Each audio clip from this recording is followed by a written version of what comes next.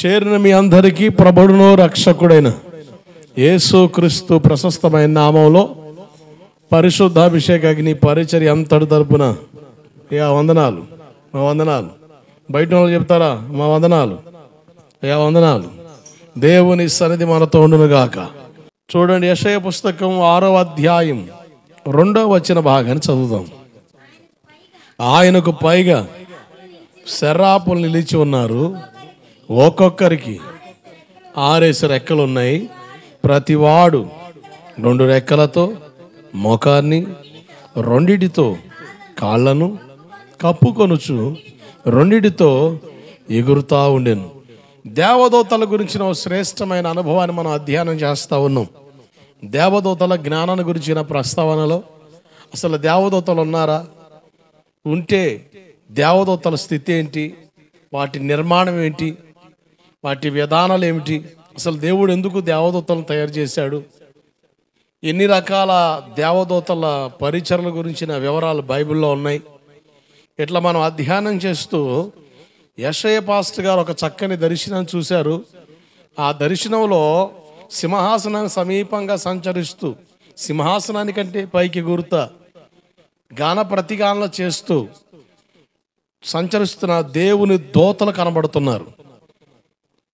వీరికి 6 రెక్కలు ఉన్నాయి అని ప్రస్తావన మనం చూసాం. దేవదూతలు అంటే పురుషుడా లేక స్త్రీయా?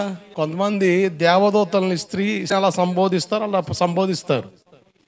దేవదూతలు స్త్రీలు కాదు. దేవదూతల గురించిన ప్రస్తావన వచ్చినప్పుడల్లా దేవుని సేవకుడు లేకపోతే దేవుని దూత అని ప్రస్తావించబడిన ప్రతి స్థలంలో పురుషునే జతపరిచి మాట్లాడాడు. కనుక స్త్రీని సంబోధించినట్టుగా దేవదూతను సంబోధించకూడదు. దేవదూత పురుషుడు అని చెప్పడంలో సందేహం లేదు. అంటే వాళ్ళ రూపం అది, అటు పోలిక అది, అవి కనబడే విధానం అవి. కనుక దేవదూత అన్న ప్రస్తావన బైబిల్లో పురుషునితోనే జతపరిచి మాట్లాడాడు దేవుడు. దేవుడికి స్తోత్రం కలుగునగాక. ఆమె అనకూడదు, వారు అన్న విధానం మనం ఉచ్చరించడం చాలా మంచిది.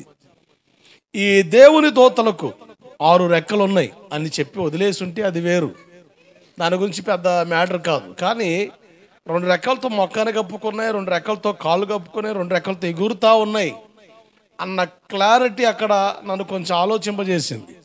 అసలు ఎందుకు ఎంత స్పష్టంగా వీటి గురించిన వివరణ ఇచ్చాడు?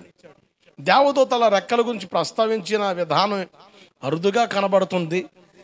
ప్రస్తావించిన ఇంత క్లారిటీగా వివరణ ఎక్కడ కనబడలే. అసలు ఎందుకు ఎంత స్పష్టంగా యెషయా పాస్టర్ గారు మాట్లాడుతున్నాడు అని ఆలోచిస్తే నాకు అర్థమైంది, ఒక అనుభవాన్ని సంఘానికి, దేవుని ప్రజలకు దేవుడు నేర్పాలనుకుంటున్నాడు అన్న విషయాన్ని గ్రహించాను. మొఖాన్ని ఎందుకు కప్పుకుంటున్నాయి? దేవుని ఆధ్యాత్మిక క్రమబద్ధీకరణలో, దైవిక పెంపకంలో కనబడే బలమైన స్థిరమైన పునాది ఏంటంటే మరుగైన జీవితం. దేవుడికి స్తోత్రం కలుగునగాక. మరుగై ఉండాలి అంటే మనం కనబడకూడదు, మన ముఖాలు కనబడకూడదు. ఎవరు కనబడాలి అంటే దేవుడు కనబడాలి. దేవుడికి స్తోత్రం కలుగునగాక. అంతగా మరుగైన అనుభవాలు కూడా మనం వెళ్తేనే ఓ శ్రేష్టమైన అనుభవాన్ని పరలోకంలో సంపాదించుకోగలుగుతామన్న విషయాన్ని కూడా మనం అక్కడ చూడగలుగుతాం. 2 రెక్కలతో కాలు కప్పుకున్నాయి. ఏమైనా మురిగ్గా ఉన్నాయా? గోర్లు ఏమైనా పుచ్చిపోయి ఉన్నాయా? బాగలేవా? కాళ్ళు ఏమైనా పగిలి ఉన్నాయా? లేదు లేదు. ఎందుకు మొఖాన్ని కప్పుకున్నాయి, ఎందుకు కాళ్ళు కప్పుకున్నాయి అంటే నా ఇష్టం కాదు, దేవుని చిత్తమే నెరవేర్చబడాలి. ఆమేన్. దేవుని ఇష్టానికి మనం అప్పగించుకోవాలి అన్న విషయాన్ని మనకు అక్కడ మనం నేర్చుకోగలుగుతాం. జాగ్రత్తనండి. నా ఇష్టం, అంతా నా ఇష్టం, అంతా నా ఇష్టం అన్నవాడు నరకానికి వెళ్తాడు. ఎందుకంటే నరకం నుండే ఒకే ఒక పాట, అక్కడ పాడే ఒకే ఒక పాట, వినబడే ఒకే ఒక పాట, అంతా నా ఇష్టం, అంతా నా ఇష్టం, అన్ని విషయాల్లో అంతటా నా ఇష్టాన్ని జరిగించాను, నరకానికి ఎడబడ్డాను, పేరుకే క్రైస్తవుడిగా పిలబడ్డాను కానీ అని పళ్ళు పటపట కొరుక్కుంటూ పాడే పాట. పరలోకం బడి ఒకే ఒక పాట, గాన ప్రతిగానాలతో దేవుని కొనియాడుతున్న ఒక శబ్దం, పరిశుద్ధుడు పరిశుద్ధుడని. దేవుడికి స్తోత్రం కలుగునుగాక. హల్లెలూయా. దేవుని చిత్తాన్ని జరిగించాలి. మూడోదిగా 2 రెక్కలతో ఎగురుతా ఉన్నాయి. ఏం చెబుతున్నాయి? ఒక రోజున మధ్యాకాశంలో కడబోర శబ్దం వినబడినప్పుడు మనం కూడా పక్షిరాజు లేక రెక్కలు దాల్చి ఎగిరి వెళ్ళిపోయే అనుభవంలోనికి వస్తాం. దేవుడికి మహిమ కలుగునుగాక. అంటే ఎగిరి వెళ్ళిపోవాలి. ఎగిరి వెళ్ళాలంటే యోబు 34:20 ప్రకారంగా బలవంతులే దైవికంగా కొనిపోబడతారు. అంటే బలహీనులు దైవికంగా కొనిపోబడలేరు అన్న సంగతి కూడా మనకు అర్థమవుతుంది. ఏ బలం ఇది? తింటే వచ్చే బలమా, తాగితే వచ్చే బలమా, తిరిగితే వచ్చే బలమా, లేకపోతే ఊరకనే పొందుకునేదన్న సామర్థ్యమా? కాదు. బైబిల్ చెబుతున్న ప్రస్తావనలో ఆత్మ సంబంధమైన బలాన్ని గురించిన వివరణ మనం చూడగలుగుతున్నాం. ఎస్తేరు పుస్తకం 10వ అధ్యాయం 2-3 వచనాల్లో ఒక సామాన్య ఉద్యోగి, చెరపట్టబడిన యూదుల గురించి దేవుడు మాట్లాడుతుంటారు, మొర్దుకై బలమును గురించి అని.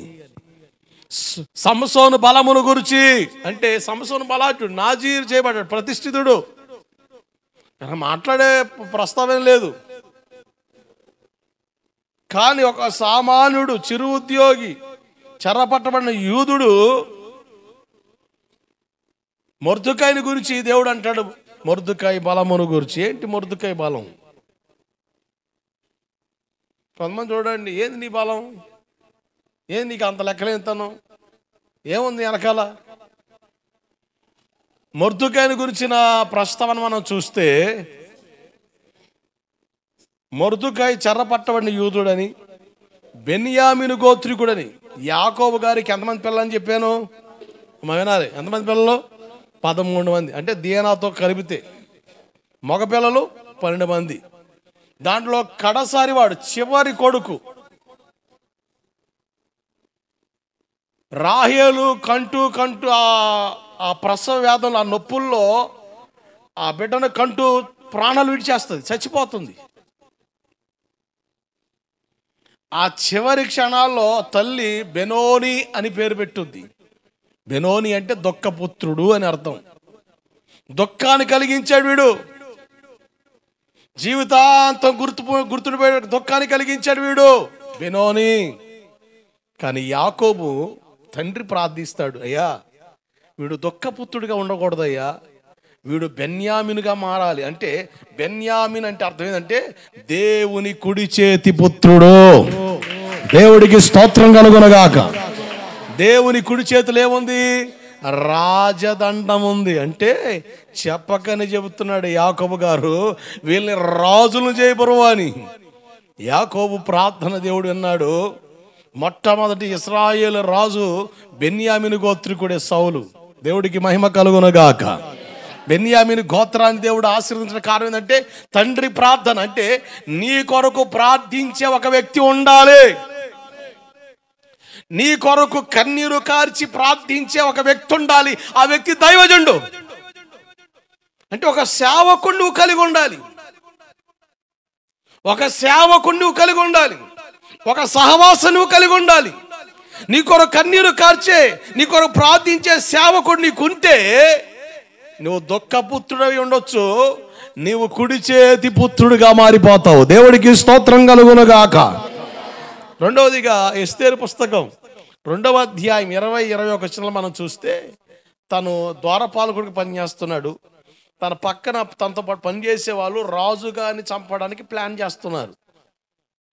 ఆ విషయం విన్న మొర్దుకై సమాచారం అందిస్తాడు. ప్రీ ప్లాన్డ్గా ఉన్న వాళ్ళ ప్లాన్స్ మొత్తం తారుమారైపోతాయి, వాళ్ళని పట్టుకుంటారు, చంపేస్తారు. రాజు సేఫ్ జోన్లోకి వచ్చేస్తాడు. అంటే నాకెందుకులే, వాళ్ళ కర్మ వాళ్ళు తగలడతారు అని కాము ఉండకుండా నమ్మకత్వాన్ని కనపరిచాడు. సామెతలు 28-20 ప్రకారంగా నమ్మకస్తునికి మెండైన దీవెనలని బైబిల్ చెబుతుంది. మనకు డౌట్ రావచ్చు, ఏ విషయాలు నమ్మకం ఉండాలయ్యా అని. పౌలు అపోస్తలుడు తిమోతి పాస్టర్ గారితో మాట్లాడుతుంటాడు, అన్ని విషయాల్లో నమ్మకస్తులుగా ఉండాలి అంటాడు. ఒక్క మాట, అన్ని విషయాలు, ప్రతి విషయం నమ్మకాన్ని కనపరచాలంతే. ఒక దైవజనుడిగా మీ ఆత్మీయ క్షేమాభివృద్ధి కొరకు 5 సంగతుల మీద తీసుకొచ్చాను. ఒక విశ్వాసి ఏ విషయాల్లో నమ్మకత్వాన్ని కనపరచాలి అని. 1, దేవుని ఎదుట నమ్మకస్తులుగా మనం ఉండాలి. 2, నీ రక్షణ కొరకు ఒక వ్యక్తిని దేవుడు వాడుకుంటాడు. దైవజనుడు, సేవకుడు, సంఘ కాపురి, ఆత్మీయ నాయకుడు, దైవజనుడి ఎదుట నమ్మకస్తులుగా ఉండాలి. 3, రక్షింపబడి మనల్ని గాలి వదిలేయలేదు. ఆదాము గారిని చేసి వదిలేశాడా? ఏదేను తోటలో పెట్టి పని అప్పగించాడు. దేవుడికి స్తోత్రం కలుగునుగాక. నాకు ఏ పని లేదండి. అసలు దేవుడు ఒక పని మీద నేను కలిగిస్తే ఆ పని నీకు ఎందుకు ఇవ్వకుండా ఉంటాడు? ఖచ్చితంగా ఆ పని నీకు ఎత్తాడంతే. దేవుడికి స్తోత్రం కలుగునుగాక. ఆయన చేతుల్లోకి రావాలి. నువ్వు ఎవరి చేతుల్లోకి రావాలి? నువ్వేమో అందరి చేతుల మీదకి వెళ్ళిపోతావు, కానీ దేవుడి చేతుల్లోకి రావు. ఆదాము దేవుని చేతుల్లో ఉన్నాడు గనక ఏదేం తోటలో పెట్టి ఏమిచ్చాడు? పని ఇచ్చాడు. అంటే ఎవరిని పనికి మాలోళ్ళగా దేవుడు క్రియేట్ చేయలేదు. దేవుని సృష్టిలో ఈడు పక్క పనికి మాలోడు. మనమంట మా పల్లెల్లో, మా బజార్లో, మా కాలనీలో, మా కొంపలో, మా అన్నదమ్ముల్లో, లేక మా కుటుంబంలో ఒకడున్నాడు, వాడు వరస్ట్ క్యాండిడేట్, వాడు యూస్లెస్ ఫెలో, బడుద్దాయి, బలాదురి వ్యవహారాలు చేస్తాడు, వాడు నెత్తి మీద 10 రూపాయలకు పెట్టినా ఎవడు కూడా సోడాడ వైపు అంత వేస్ట్ ఫెలో అని మనం అంటాం. కానీ దేవుడు ఎవరిని కూడా వేస్ట్గా క్రియేట్ చేయలేదు. నేను అంటాను, నా జీవితం అనవసరం, నా బ్రతుకు అనవసరం అని కొంతమంది చెప్పించుకుంటారు. యోబు 3వ అధ్యాయంలో యోబు తన జీవితాన్ని చూసి, ఎందుకు నేను పుట్టానా? తల్లి గర్భంలో రాలిపోతే బాగుండేదే, ఎందుకు ఈ వెలుగు చూశాను? నా కర్మ ఏంటి తగలడింది? అసలు నన్ను ఎవరు చూడరేంది? అసలు ఏంది నా బాధ అని తాను చెప్పించుకున్నాను. నేను పుట్టినరోజు, నా జీవితంలో పుట్టినరోజు కూడా ఉండకుండా ఉంటే ఎంత బాగుండు అంటాడు. తన జీవితాన్ని చెప్పించడం ప్రారంభించుకుంటాడు. కొంతమంది నా కర్మ, నా దరిద్రం, నా జీవితం అంటే తగలడింది, ఎందుకు ఎలా అయ్యిందని చెప్పి కొంతమంది విసుగుతో వాళ్ళ జీవితాలని ఆలోచించి తమ్మును తామే గాయపరుచుకుంటా మానసికంగా నలిగిపోతూ ఉంటారు. నేనంటాను, ఎవరిని కూడా దేవుడు వట్టిగా చేయలేదు. దేవుడికి స్తోత్రం కలుగునుగాక. ప్రతి వ్యక్తి పట్ల దేవుని ప్రణాళిక ఉంది. దాన్ని నువ్వు గ్రహించగలిగితే నువ్వు భాగ్యవంతుడివి. నేను కూడా చదువుకున్న దినాల్లో, యేసుప్రభుని ఎరగని దినాల్లో, ఈ సత్యాన్ని ఎరగని దినాల్లో అసలు నాకు ఉద్యోగం రాకపోతే దేనికి పనికిరాను. అవును, నాకు ఏ పని నేర్పలే. గారాభంగా పెంచాడు మా నాన్న. స్కూల్కి వెళ్ళడం రావడం అంతే. అసలు ఇంట్లో పని కూడా అసలు ముట్టుకునే పని లేదు. ప్రశాంతం ప్రతిదీ తీసుకొచ్చి దగ్గర పెట్టేవాడు. కానీ వయసులోకి వచ్చిన తర్వాత బాధ ఉంటుంది కదా. నాకు ఉద్యోగం రాకపోతే, ఒకవేళ మా నాన్న మొఖాన్ని చూసి ఎవడు పిల్లల్ని ఇచ్చిన, ఆ పిల్లకు బో పెట్టొద్దు. ఎవడు పెడతాడు? ఎల్లకాలం పెడతారా అమ్మా? బో పెట్టొద్దు. ఇక నాకు చదువు రాకపోతే నా పరిస్థితి ఏంటి? ఆ భయం, భవిష్యత్తు భయం నేలేదు. భవిష్యత్తు భయం నా హృదయాన్ని బాగా ఏలుతూ ఉండేది. చదువుదామంటే నా చదువు మీద ఇంట్రెస్ట్ ఉండేది కాదు. చదువు రాకపోయా అరాకొర చదువు అన్నట్టు అయిపోయింది. అసలు చిన్నప్పుడు అప్పుడు ఇంగ్లీష్ మీడియం రాలే మా ప్రాంతాలకి. గవర్నమెంట్ స్కూల్లో పెడితే వాళ్ళు మజ్జిగిపోతే అసలు పురుగులు అలా పైకి లేసాయి, ఈత ఆడుతూ ఉండే. ఇంకే కొంతమంది అయితే అలవాటు అలా నెట్టి తాగేసేవారు. మనకైతే అలవాటు అయ్యేది కాదు. అవి ఈత ఆడుతూ ఉంటే ఓరి నాయన ఇప్పుడు ఈత ఆడుతున్నాయి, లోపల పోతే ఇంకా ఈత ఆడుతాయని అది ఆడపడేసి వాళ్ళు భలే ఆశ్చర్యం. మా నాన్నగారు హాస్టల్ కాడ పెట్టి వచ్చే లోపు ఇంటికి వచ్చేవాడిని. ఒరే, నేను బండి మీద పోయి వచ్చే లోపు నువ్వు ఎట్టొస్తున్నారంటే రాంగ్ దొంగ రూట్లు ఉన్నాయి కదా, షార్ట్ కట్ అట్ట వచ్చేసి వస్తే మా అమ్మ దాచిపెట్టేది, నన్ను దాచిపెట్టేది, కొడతాడేమో. ఇక మా నాన్నకి బాధ అయిపోయింది. ఏందనుకుంటే మా నాన్నగారు ఫ్రెండ్ చెప్పాడు, కర్ణాపురంలో మరియా మాంటిసోరి స్కూల్ ఉంది, చుట్టూ పెద్ద గోడలు ఉంటాయి, గైడ్ కాడ ఆయా ఉంటుంది, బయటికి రాలేడు మీ వాడు అన్నాడు. అమ్మని జైల్లో పెడుతున్నారన్న ఫీల్ చూసాను నేను. తీసుకెళ్ళి ఆ స్కూల్లో పెట్టారు. కానీ చదువు మీద ఆలోచన లేదు. ఎందుకంటే టైం పోతుందిగా, టైం మొదలు పెడుతున్నారుగా, కష్టపడేది ఏముంది. కానీ భవిష్యత్ భయం ఉండింది. దేవుని నమ్ముకున్న తర్వాత ధైర్యం వచ్చింది. నా దేవుడు జ్ఞానం ఇచ్చాడు, చక్కగా చదువు పట్ల ఇంట్రెస్ట్ కలిగి. నిజమండి, సరైన భక్తి మన పిల్లలు మనం నేర్పగలిగితే, పిల్లలు నేర్చుకోగలిగితే చదువు పట్ల మంచి జ్ఞానం దేవుడు ఇస్తాడు. దేవుడికి స్తోత్రం కలుగునుగాక. ఎందుకంటే రోజు బైబిల్ చదువుతాం కనుక, రోజు ప్రార్థన చేస్తాం కనుక. మనకు లేనిది అదేగా, బైబిల్ చదవం, ప్రార్థన చేయి, అన్నీ చేస్తాం. లేక మొహం కడుగుతావు, టయానికి వేస్తావు, అన్నీ చేస్తావు, కానీ బైబిల్ లేదు, ప్రార్థన లేదు. భయం లేని కోడి బజార్కి వెళ్ళి రెట్టెత్తి బాగా ఏడిసేది, గుడ్డేసిందట, అది వచ్చిన బాధ. పరిస్థితులు అట్ట తగలడ్డాయి. జ్ఞానం ఇచ్చాడు, చక్కగా చదువుకున్న జ్ఞానం ఇచ్చాడు, మంచి అసలు పాస్ మార్కులే కాకుండా నా జీవితంలో స్కోర్ చేయడం మొదలుపెట్టా. సెకండ్ క్లాస్, ఫస్ట్ క్లాస్, మంచిగా పేరు వస్తుంది. అబ్బా బాగుందని మంచిగా చదువుకుందాం, ఐఏఎస్ ఆఫీసర్ అవుదాం, మంచిగా ఉద్యోగం సంపాదిద్దాం, మంచి శాలరీ సమకూర్చుకొని మా పాస్ గారు మంచిగా సహకారం చేద్దాం అనుకున్నా. దేవుడు సేవకు రమ్మన్నాడు. నాకు అర్థమైంది నా జీవితం సేవా జీవితం అని. దేవుని సేవకు అప్పగించబడ్డాను, దేవుని సేవకు వచ్చాను. ఇప్పుడు నా జీవితంలో ధైర్యం, ప్రశాంతత, దేవుడే సమస్తాన్ని సమకూర్చడం ప్రారంభించాడు. దేవుడికి స్తోత్రం కలుగునగాక. అంటే దేవుని చేతిలోకి రావాలి మనం. ఎవరిని కూడా గాలి వదిలేలే. మనం అంటే ఏది మీ పిల్లలకి అన్ని గాలి వదిలేసావు అని డైలాగ్ కొంతమంది మన మీద వదులుతుంటారు. కానీ నిన్ను సృష్టించిన సృష్టికర్త గాలి వదిలేయలేదు. పూట కూలి వాని ఇంట చేర్చినట్లుగా, మంచి సమరయుడు గాయపడిన ఒక వ్యక్తిని పూట కూలి వాని ఇంటికి చేర్చినట్లుగా నిన్ను ఒక సంఘంలో జతపరిచాడు. దేవుడికి స్తోత్రం కలుగునగాక. ఆ పూట కూలి వానికి 2 ధ్యానాలు ఇచ్చాడు. ఎదిగో నేను మరలా వచ్చేలోపు శుభ్రంగా బ్యాండేజీలు కట్టు, కురుపులు కడుగు, శుభ్రంగా ప్యాక్ చేయి అని 2 ధ్యానాలు ఇచ్చాడు. అంటే క్రొత్త నిబంధన, పాత నిబంధన. దేవుడికి స్తోత్రం కలుగునుగాక. వీటిని బట్టి మేము మీకు పరిచయం చేయాలి. 2 ధ్యానాలు ఇచ్చాడు మాకు. ఇప్పుడు నీ గాయం కట్టాలా, తుడిచేటప్పుడు అవన్నీ నెట్టామనుకో, తిట్టినా ఇసుక్కున్నా సీదనిచ్చుకోరు. కొంతమంది చూడండి, డాక్టర్ గారు కొడుతున్నాడు, డాక్టర్ని పచ్చిగా తిడుతుంటాడు. అసలు ఈడు వల్ల ఆడికి ఏదో లాభం అన్నట్టు. అసలు అది చేయబోతే పోతాడు, అది కుల్లి చేయి ఊడిపోద్దిగా. డాక్టర్ గారు చేస్తుంటే వాళ్ళని నెడతాం, కొడతాం, లేకపోతే తండం చేస్తుంటారు. కొంతమంది సహిస్తారు, కొంతమంది ఓర్చుకోరు, పెటామని పోతారు. ఎందుకంటే మరి ఏంది మరి తిరగబడితే నీకా నాకా తేడా పడితే. పూట కూలి వాడిని ఇంటికి చేర్చాడు. నువ్వు విసుక్కున్నా, చేదరించుకున్నా, ఇబ్బంది పడ్డా, ఏదనుకున్నా ఆ 2 ధ్యానాలతో మేము నీకు ఏం చేయాలి, పరిచర్య చేయాలి. నువ్వు పూట కూలి ఇంటికి చేర్చబడ్డావు అంటే సంఘంలో నమ్మకస్తులుగా ఉండాలి. 4, నువ్వు వెళ్ళే సంఘంలో ఏదో ఒక పరిచర్లోనికి దేవుని ప్రేరణ బట్టో, దేవుని ఆలోచన బట్టో, లేక సేవకుల ప్రోత్సాహం బట్టో, నీ ఇష్టం బట్టో ఒక పరిచర్కి ఇన్వాల్వ్మెంట్ అవుతావు. ఆ పరిచర్య విషయంలో నమ్మకస్తులుగా ఉండాలి. నువ్వు చేసే పరిచర్య నమ్మకంగా నువ్వు చేయడం వల్ల నమ్మకస్తులు మెండైనా దెబ్బలండి, దెబ్బ. నమ్మకస్తునికి మెండైన దెబ్బ దీవెన, ఆశీర్వాదం. 5, నీ జీవనం కొరకు దేవుడు డబ్బులు ఇస్తాడు.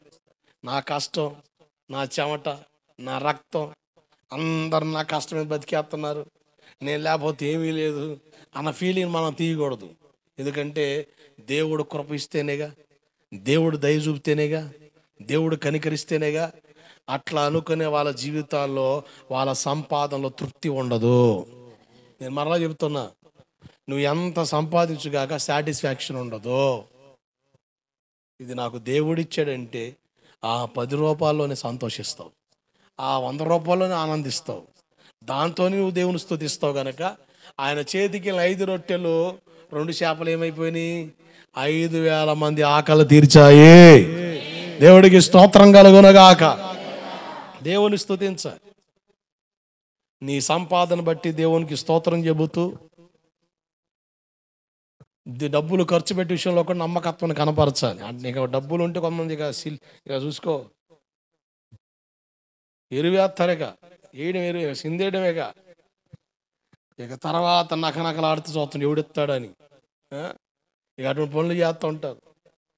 1 రూపాయి అదనంగా వచ్చిందంటే దానికి అర్థం ఒకటే, భవిష్యత్తులో నీకు అవసరం కానీ దేవుడు ఇచ్చాడు, దాన్ని జాగ్రత్త చేసుకో. వచ్చిన మొత్తం కాగొట్టి ఇక చూసుకో, మొత్తం క్లోజ్ చేసుకో. నగనగ చూసి వ్యవహారం చేస్తే, ప్రభా నాకు ఇవ్వనైనా డబ్బులు కావాలంటే ఇవ్వడో, దేవుడు ఆల్రెడీ ఇచ్చాడు, దాన్ని వృధా చేసావు, ఇంకపోతే అతను ఆడేస్తాడు. ఇప్పుడు నీకు 100 రూపాయలు కావాలి, మీ నాన్న అడిగో, 100 రూపాయలతో పాకెట్ మీద 120 ఇచ్చాడు. నువ్వేం చేసావు, శాలరీకి 120 రూపాయలు ఖర్చు పెట్టేసావు. ఇప్పుడు ఎవడెత్తాడు నీకు? మళ్ళీ మీ నాన్న దగ్గరికి వెళ్ళి అడుగు, విమానం మాకు మోగదు. ఎవడెత్తాడు? దేవుడు ముందుగానే ₹1 ఇస్తాడు. నేను మళ్ళా చెప్తున్నా, మన అవసరాలన్నీ దేవుడు తెలుసా తెలీదా? చెప్పండి, అటు చూస్తారేంది దిగాలుగా? నీ అవసరాలు దేవుడు తెలీదా? తెలుసు. ముందుగానే దేవుడు ఇస్తాడు. దాన్ని జాగ్రత్త చేయి. ఆ సమయానికి వాడు. ఎక్కడ కూడా అప్పు కానీ, నొప్పి కానీ, తెప్ప కానీ, రెప్ప కానీ ఏ ఉండదు. నీకు ఇవ్వబడిన నీ ధనమే నీకు అక్కడికి వస్తుంది, నీ అవసరానికి వాడబడుద్ది. దేవుడికి స్తోత్రం కలుగునగాక. డబ్బుల విషయంలో కూడా దేవుడు లెక్క అడుగుతాడు సుమా. ఏమడుగుతాడు? నీ కుటుంబానికి కావాల్సిన డబ్బు దేవుడు ఇస్తున్నాడు. నీ అవసరానికి కావాల్సిన దేవుడు డబ్బు ఇస్తున్నాడు. ఇక ఇది నా బలం, నా కష్టం, నా జీతం, నా సామర్థ్యం చెప్పి ఎర్రవి వ్యవహారం చేసావనుకో, తోలు తీసి డోలు కడతాడు. డబ్బులు ఖర్చు పెట్టే విషయంలో కూడా నిజం. నేను అంతముందు అనుకోలే, వస్తుంది టీవీ ప్రోగ్రాలు చేస్తున్నాం, టచ్ అంటే అద్భుతం జరుగుతుంది. అయ్యా 5,000 వాళ్ళకి ఇచ్చేసేయి, అయ్యా దేవుడు కార్యం చేసాడు, 2,000 నెట్టేసేయి, అయ్యా దేవుడు మేలు చేసి ₹1,000 పెట్టు, ఇంకంతే. ఏంది నిండిందా? ఇంక అయ్యా దేవుడు ఎన్నో మేలు చేసాడు, మనిషి పడలేకపోతాం, ఇక్కడే ఏం చెబుతాం? అసలు కాంగో పగిలితే కాంగో రిపేర్ డబ్బులు ఉండేవి కాదు, డ్రమ్ పగిలితే డ్రమ్ రిపేర్ డబ్బులు ఉండేవి కాదు, కుర్చీలు సరిగా ఉండేవి కాదు. అరే బైబుల్ పెట్టి బల్లే ఉండేది కాదు నా బతుకి. కానీ బడాయి అవ్వాలన్నీ చేసేసేవాడిని. టీవీ ప్రోగ్రాలు మామూలు కాదు. సొక్కాయం ₹3,000, ప్యాంటు 2,000, మొత్తం 5,000 ఒంటి మీద ఏడిసినాయి. మొన్న కాడికి ఇదిలించుకొని వేసుకోవడం సరిపోయింది. కానీ ఎప్పుడైతే దేవుడు ఒక ఆలోచన ఇచ్చాడో, ఒక దెబ్బ కొట్టి శూన్యంలో పెట్టి దేవుని ఆలోచన అంతరంగానికి అడ్డం ప్రారంభించిందో నాకు అర్థమైంది. దేవుని సేవ ఇది కాదు, దైవికమైన నడిపింపు ఇది కాదు. మనం ఒక పటిష్టమైన ఆలోచనలోకి రావాలని ఎప్పుడైతే క్రమబద్ధీకరణకు అప్పగించుకున్నానో, నేను ప్రతి సంవత్సరం 2024వ సంవత్సరం డిసెంబర్ 31వ తారీఖున 7 ప్రార్థనలో ఒక ప్రార్థన, నాకు 2025 ఎంత డబ్బు ఇచ్చినా అది ఎలా ఖర్చు పెట్టాలో, దాన్ని ఎట్లా పెట్టుకోవాలో నాకు జ్ఞానమే ప్రభువా. ఎక్కడ కూడా ₹1 దుర్వినియోగం అవ్వకూడదు, ₹1 వస్తే దాన్ని ఎలా ఖర్చు పెట్టాలో జ్ఞానమే ప్రభు అని చెప్పేసి ముందుగానే దేవునికి స్తోత్రాలు చెబుతాను. దేవుడికి స్తోత్రం కలుగునగాక. నువ్వేమో పండగ బాగానే తెల్లారింది, కానీ తెల్లారితే ఇంకోడు వస్తాడు, అప్పులోడు తెల్లారితే వాడు వస్తాడు, ఆడు సమాధానం చెప్పాలి. టెన్షన్, ఈ టెన్షన్తో ఆలోచించి ప్రభు అప్పులు తీర్చినాయన, తెప్పలు తీర్చాయి, నొప్పులు తీర్చాయని చెప్పేసి దిగాలుగా పాదు. నేను అంటాను, దేవుని జ్ఞానం పొందుకోవడం, దేవుని ఆలోచన కలిగి బ్రతకడం, దేవుడు మన అవసరాలకి కావలసిన ధనం ఇవ్వడమే కాదు, దాన్ని బలాన్ని ఇవ్వడమే కాదు, సామర్థ్యం ఇవ్వడమే కాదు, దానికి తగిన జ్ఞానం ఇచ్చి దేవుడు మనల్ని నడిపించునుగాక. ఆమేన్, హల్లెలూయా. ఈ 5 సంగతుల్లో 4వ సంగతి పరిచర్ల నమ్మకస్తుల గురించి అధ్యయనం చేస్తా ఉన్నాం. సేవకుని వెంబడించిన భక్త జనం మనకు కనబడ్డారు. మోషే నాయకత్వంలో అహరోను గారిని చూసాం, మోషే గారి నాయకత్వంలో యెహోషువ గారిని చూసాం, ఏలియా గారి నాయకత్వంలో ఎలీషా గారిని చూసాం, ఎలీషా గారి నాయకత్వంలో అపనమ్మకస్తుడైన గెహాజీ గారిని చూసాం.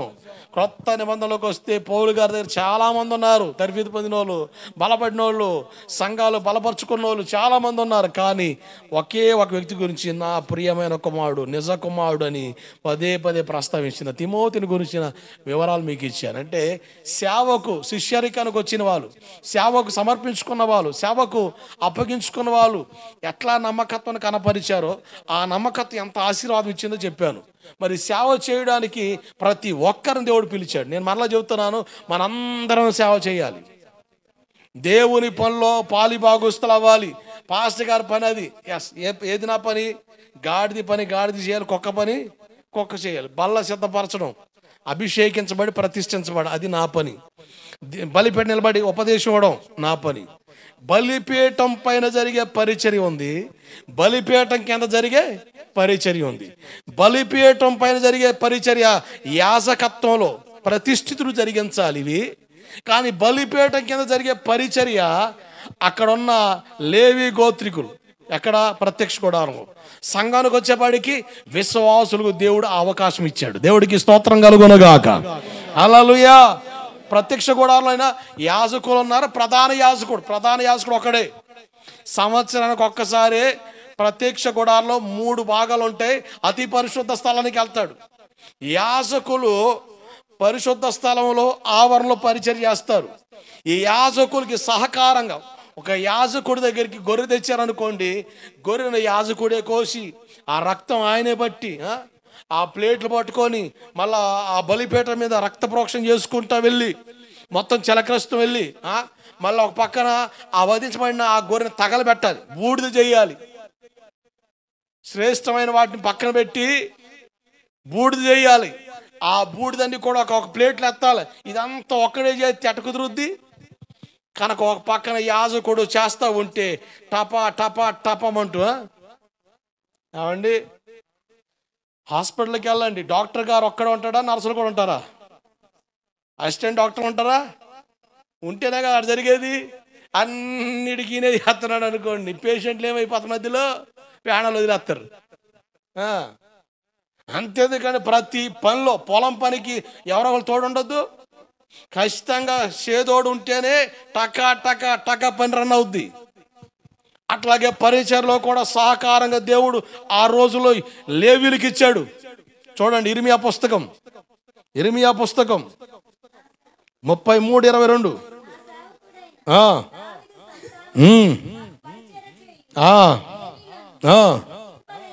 లెక్కింపలేనంతగా మరియు జాగ్రత్తనండి, నాకు పరిచర్య చేసే లేవీయులను, అంటే పరిచర్య చేసే భాగ్యం లేవి గోత్రానికి ఇచ్చారు. ప్రధాన యాజకత్వం అహరోను వంశానికి ఇచ్చాడు. పరిచర్య చేసే బాధ్యత లేవి గోత్రానికి ఇచ్చాడు. అంటే బలిపీఠం మీద జరిగే పరిచర్యకు ప్రతిష్ఠితుడు అవసరం. బలిపీఠం కింద జరిగే పరిచర్యకు ఏర్పాట్లో, అలాగే దేవుని ఆలోచనలో ఆసక్తి కలిగిన వారికి ఈనాటి సంఘంలో అవకాశం దేవుడిచ్చాడు. మనందరం పరిచర్య చేయాలి, ఏదో ఒక పరిచర్యలో పాలు పొందాలి. దేవుని పనిలో పాలు పొందే అవకాశం ప్రతి ఒక్కరు దేవుడిచ్చాడు. నాకు పరిచర్య చేసే లేవీయులు ఆశీర్వదిస్తానని చెప్పాడు. ఎవరి లేవి చెప్పాను? యాకోబు గారి 3వ కొడుకు పేరు లేవి. ఎందుకు వీళ్ళ స్టోరీ ఏంది?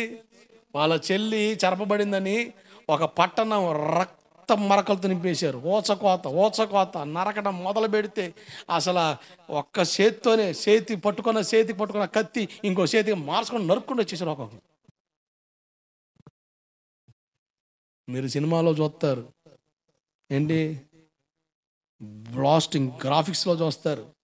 అసలు ఒరిజినల్ నరుకుడు ఏడా ఉంది 34 అధ్యాయంలో. ఆ డైలాగ్ చెప్తాడు, ఆడి కత్తి కూడా లేపలేడు, ఆ డైలాగ్ వరకు పనికి వస్తాడు. అది డైలాగ్ కింగ్ ఆడు, అంతే, అంతకుమించి ఏం లేదు.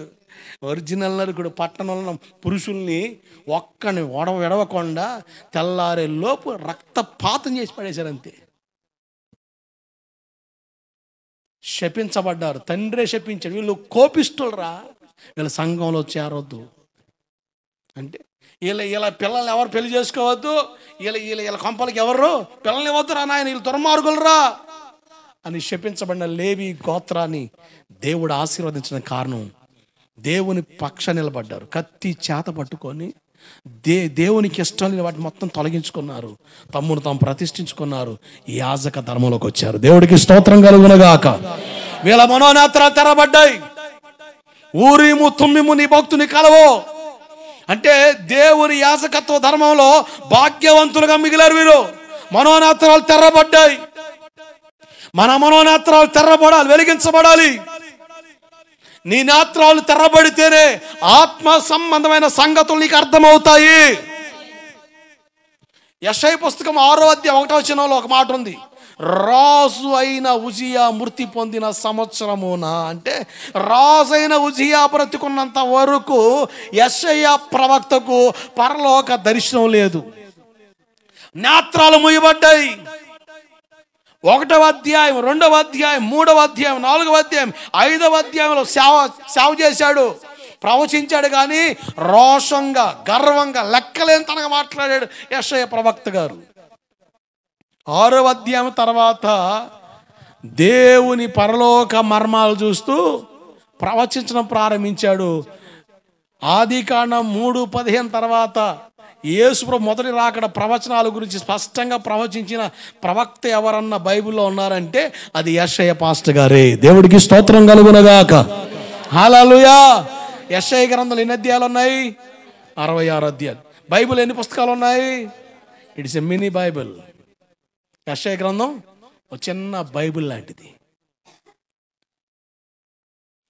ఆది కాండం నుండి మలాకి ఎన్ని పుస్తకాలు? మొదటి రాకడ గురించి, రెండవ రాకడ గురించి ప్రవచనాలు ఉన్నాయి. యెషయా పుస్తకం 1వ అధ్యాయం నుండి 39వ అధ్యాయం వరకు మొదటి రాకడ గురించి, రెండవ రాకడ గురించి ప్రవచనాలు ఉన్నాయి. 40 నుంచి 66 అధ్యాయాల వరకు క్రొత్త నిబంధనల సంగతులు పొందుపరచబడి ఉన్నాయి. 66 పుస్తకాలు కలిగిన బైబిల్, 66 అధ్యాయాలు కలిగిన పుస్తకం యెషయా పుస్తకం. Mini Bible. అంత అద్భుతమైన పరిచర్య యెషయా పాస్టర్ గారు చేయడానికి కారణం ఏంటంటే, యెషయా పాస్టర్ గారి మనోనేత్రాలు తెరబడ్డాయి. అత్యున్నత సింహాసనమైన దేవదేవుని చూచాడు. దేవుడికి స్తోత్రం కలుగునగాక. అక్కడ రాయబడి మాట, రాజైన ఉజియా మృతి పొందిన సంవత్సరాన. ఎవరు ఈ రాజైన ఉజియా? ఒక మాట చెప్పి ముగిస్తాను. చూడండి, దినవృత్తాంతాలు 2వ పుస్తకం 2 మాటలు. దినవృత్తాంతాలు 2వ పుస్తకం 26వ అధ్యాయం 16వ వచనం. అయితే అతడు స్థిరపడిన తర్వాత అతడు మనసున గర్వించి చెడిపోయెను.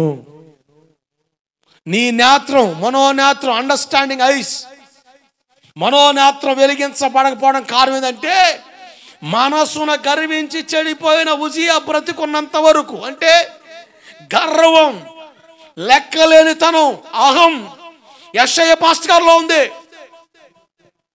గర్వం చాలా ప్రమాదకరమైంది. దేని బట్టి గర్విస్తున్నావు నాకు తెలియదు, దేని బట్టి గర్వంగా నువ్వు మాట్లాడుతున్నావో తెలియదు. నేనంటాను, నువ్వు ఆధారం చేసుకున్నది దాని స్థానం తప్పుద్ది. నువ్వు ఆధారం చేసుకున్న ఆధారం దాని స్థానం తప్పుద్ది. నువ్వు దేన్ని ఆనుకున్నావో అది జరిగిపోద్ది, నువ్వు పడిపోతావు. ఆధారం ఉండదు. ఈ 2025వ సంవత్సరాన పలానా దాన్ని చూసుకొని నువ్వు లెక్కలేంతనంగా, అహంకారంగా, మూర్ఖంగా, మిడియంగా, బుద్ధిహీనంగా, గర్వంగా మాట్లాడిన, పలికిన, ప్రదర్శించిన, ప్రవర్తించిన, నేను అంటాను, బైబిల్ చెబుతుంది గర్వమట చాలా ప్రమాదకరమైంది.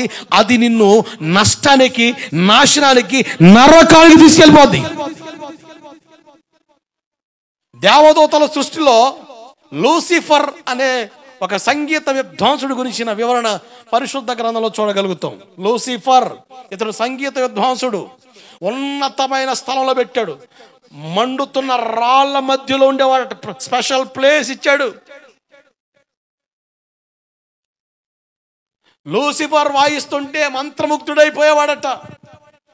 దేవుడు తర్వాత స్థానం సంగీత విద్వాంసుడైన లూసిఫర్కే ఉంది.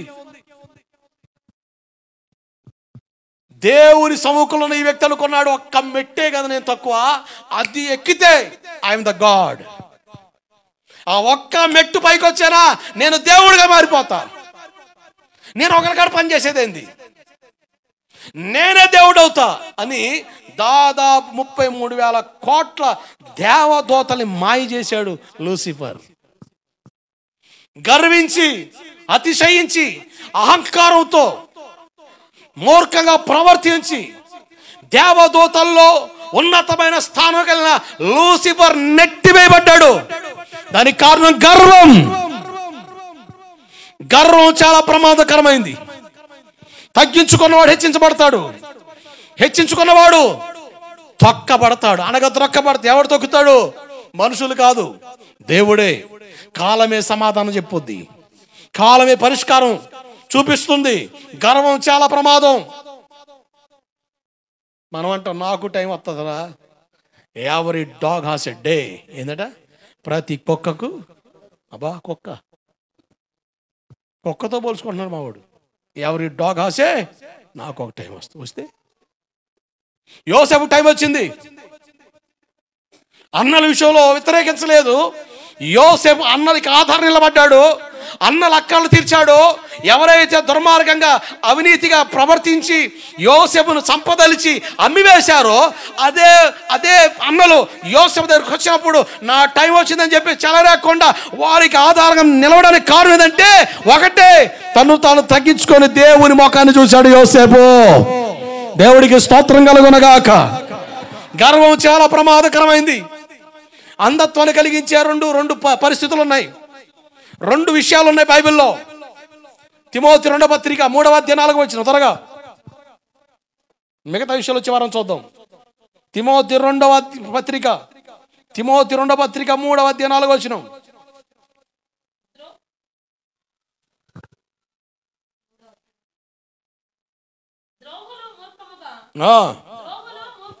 ద్రోహులు మూర్ఖులు అందట గర్వాంధులు.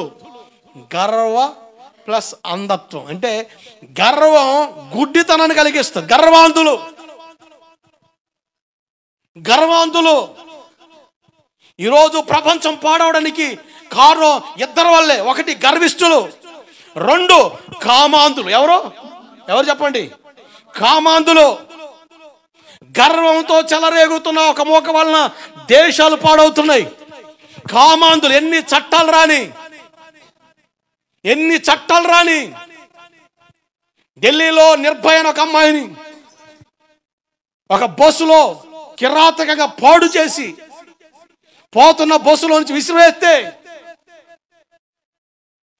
చాలా హీనమైన పరిస్థితి అయింది.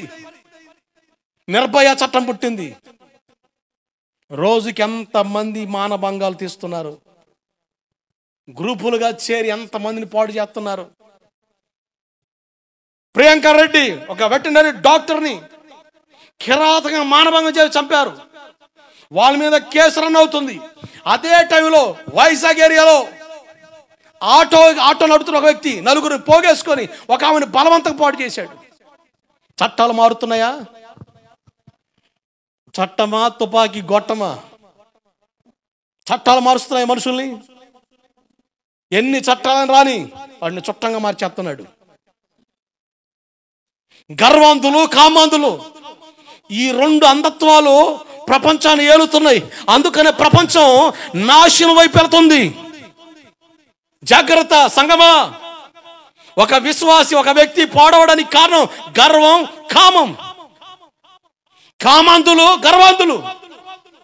కామ వికార చేష్టల వలన 60 సంవత్సరాల వ్యక్తి 13 సంవత్సరాల అమ్మని చెరుపుతున్నాడు. కామాంధుడు. మనవరాలు కదా అని ఆలోచించలే. కామాంధుడు. గర్విష్ఠులు. నాకు తిరుగులేదని లాస్ ఏంజల్స్ ధనిక పట్టణం, సుసంపన్నమైన పట్టణం. బాలీవుడ్ హీరోస్ మొత్తం అక్కడ ఉంటారు. హాలీవుడ్ హీరోస్ మొత్తం నివాసాలవే. రాత్రికి రాత్రి తగలబెట్టేసాడు అంతే. గాడ్ల సిటీ, దేవుళ్ళు లేని జనం, దేవుళ్ళు లేని పట్టణం అని వెర్రవీగి కేకలు వేశారు. రాత్రికి రాత్రే కారు చిచ్చు అంటుకుంది, తగలబడ్డాయి. ఇప్పుడు కూడా ఆ పొగ అలాగే ఉంది. ఆర్పడానికి ప్రయత్నిస్తున్నారు. తగలబడుతున్నాయి కొన్ని ప్రాంతాలు. గర్వం. గర్విష్ఠుడు దేవుని లెక్క చేయడు. మోషే గారు వెళ్ళి ఫరోతో దేవుడి గురించి చెప్తే ఎవడు యెహోవా హూ ఇస్ ద యెహోవా? ఎవడో? గర్వం. దేవుని తృణీకరించే స్వభావం. ఈరోజు దేవుని తృణీకరిస్తున్నారండి. దేవుడి మీద సెటర్లు వేస్తున్నారు. దేవుడి మీద కూని రాగలు తెస్తున్నారు. దైవికమైన విషయాల్ని ఎగతాళి చేస్తున్నారు. కొంతమంది ఈ ఇన్స్టాగ్రాముల్లో, ట్విట్టర్లో, ఫేస్బుక్లో, యూట్యూబ్లో వ్యూయర్స్ పెరగాలని కొంతమంది ఏం చేస్తున్నారో తెలుసా? కొన్ని పవిత్రమైన స్థలాల్లో కూడా చొరబడి లేనిపోనే వారాలు చేస్తున్నారు. మీసాల గొరవపు గారు తెలుసుగా? కొయ్యారే కొయ్య బామారే సందమామ అని ఆయన పాట పాడిస్తా కొయ్ అంటే ఒక ముసలాయికి అర్థం కాక కొయ్యి అన్నాడట. ఇక నవ్వుతుంది మాట్లాడితే. అసలు కొన్ని సంవత్సరం సేవ చేస్తున్నాడు ఆయన. మన మధ్య కూడా 2018లో ఆయన ప్రసంగాలు సాక్ష్యం 2 గంటలు ఉంటుంది. మధ్యలో ఎక్కడో పాడుతాడు. ఎవరో మొక్క కట్ చేసి పెట్టాడండి. ఇక చూసుకో, నిన్న చూసా, అది సినిమాలో కూడా రిలీజ్ పెట్టేశాడు. ఎంత దారుణం అండి. అంటే కన్నులు నెత్తికెక్కిన తరం కలదో. కన్నులు నెత్తికెక్కిన తరం కలదు. తల్లి అన్న భయం లేదు, తండ్రి అన్న భయం లేదు, పెద్దవాళ్ళన్న భయం లేదు. తోటి వాళ్ళంటే లెక్కలేదు. కారణం ఏంది? కళ్ళు నెత్తికెక్కాయి, కళ్ళు నెత్తికెక్కాయి. రెస్పెక్ట్ ఎవరు ఎల్డర్. నీకు పెద్దవాళ్ళని గౌరవించే ఆ స్థితి, ఆ స్థాయి ఎందుకు పోతుందంటే నీ కళ్ళు నెత్తికెక్కాయి. గర్వం, లెక్కలేంతరం. వాడేవాడు నాకు చెప్పడానికి? మా అమ్మే చెప్పలే, మా నాన్న చెప్పలే. నీ మేలు కోరి ఎవడు చెప్పినా అది నీ శత్రువు అయినా అది నీకు మేలా, ఒప్పుకో. ఆడేవాడు నాకు చెప్పడానికి? నీ మేలు కోరి చెప్తున్నాడు. స్వార్థం ఉండొచ్చు, అది మంచా, వినో, బాగుపడతావు. లెక్కలేంత ఈ రెండు అంధత్వాలు, గర్వంతం, కామంతం, ఈ రెండు అంధత్వాలు లోకాన్ని వెళ్తూ ఉన్నాయి. గర్విస్తూ దేవుని ధిక్కరిస్తున్నాడు, లెక్కలేమని ప్రవర్తిస్తున్నాడు. అందుకని కొన్ని ఏరియాలో మారణ హోమాలు జరుగుతున్నాయి. జాగ్రత్త. ఈ 2025 సంవత్సరంలో దేవుని కృప, దేవుని కనికరం నీ పట్ల నిలవాలి అంటే ఒక దైవజనుడిగా నేల మట్టుకు తగ్గించి అడుగుతున్నాను, ఈ రెండు అంధత్వాలు మీలో ఉండకుండునుగాక. హల్లెలూయా. నిజం. దైవ ప్రత్యక్షత కలిగి బ్రతుకు, దైవ ఆలోచన కలిగి బ్రతుకు. దేవుడు నీకు బ్రతుకునిచ్చాడు, దేవుడు నీకు జీవాన్ని ఇచ్చాడు, జీవితాన్ని ఇచ్చాడు. నీ జీవితాన్ని కట్టుకో. లాస్ ఏంజల్స్ ప్రపంచానికి ఒక పాట నేర్పుతుంది, don't be away from God. దేవుని తోలనాడిన ధిక్కరించిన. విచిత్రమే తెలుసా, అక్కడ ఒక ప్లేయర్ ఇల్లు ఉంది, అతను అక్కడ ఇల్లు కట్టుకున్నాడు. అతను ఏదో ప్లేయర్ అనుకుంటా. అతన్ని అడుగుతున్నారు, నువ్వు గెలవడానికి కారణం ఏంది అంటే, my Jesus Christ has given to me strength and I got this medal అని చెప్పి గర్వంగా చెప్తున్నాడు. నా దేవుడు, నేను ఆరాధించే యేసు ప్రభువు నన్ను బలపరిస్తే నాకు ఈ స్థాయి వచ్చిందని. అతను లాస్ ఏంజల్స్లో ఇల్లు కట్టాడు. ఇలా తగలబడుతుందని తెలిసి మరి ఎక్కడున్నాడో ఎత్తుకొని, అమ్మో నా ఇల్లు తగలబడిపోతూ వస్తే అన్ని తగలబడ్డా ఆ ఇల్లు తగలబడలే.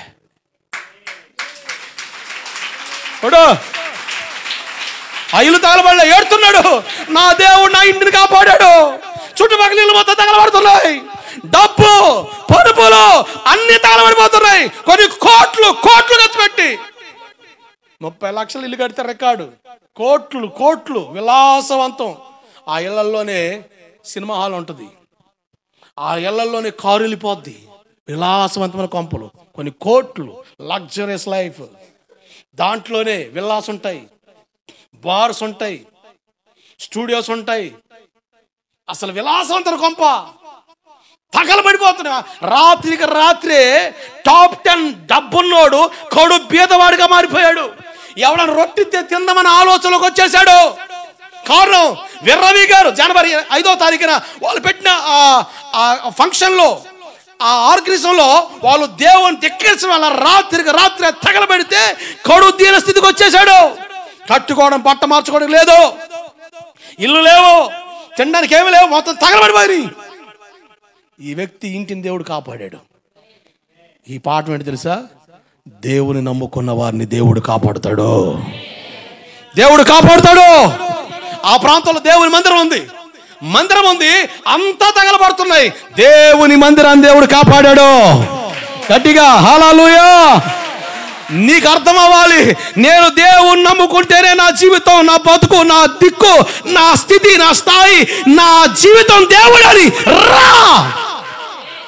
దేవుని ధిక్కరించావా వదిలిపెట్టడు. నువ్వు ఎంత మొనగాడైనా నీ దమ్ము దుమ్మైపోద్ది. నా దేవుడు యుద్ధశూరుడు, ఆయన యుద్ధానికి బయలుదేరాడా. No one can stand in front of him. ఎవడు నిలబడలేడు. ఉగ్రత గురవద్దు. ఒక దైవజనుడికి చెప్తున్నా, ఈ మొదటి ఆదివారం, ఈ నెలంతా ఎన్ని ఆదివారాలు, అన్ని ఆదివారాలు నీ సన్నిధిలో ఉంటాను ప్రభువా, నీ సన్నిధిలో ఉంటాను. గర్వాన్ని చూపొద్దు, దేవుని తోలనాడి వెళ్ళొద్దు. బయటి ప్రమాదం పొంచుంది. మోకరించి ప్రార్థన చేస్తాను. దేవుని సహాయాన్ని కోరుకో. ఒక్క మాట దేవుని అడుగు, ప్రభువా దాటి వెళ్ళొద్దు నాయన, కనికరించు ప్రభువా, కృప చూపు నాయన. ప్రార్థించి ఒక మాట.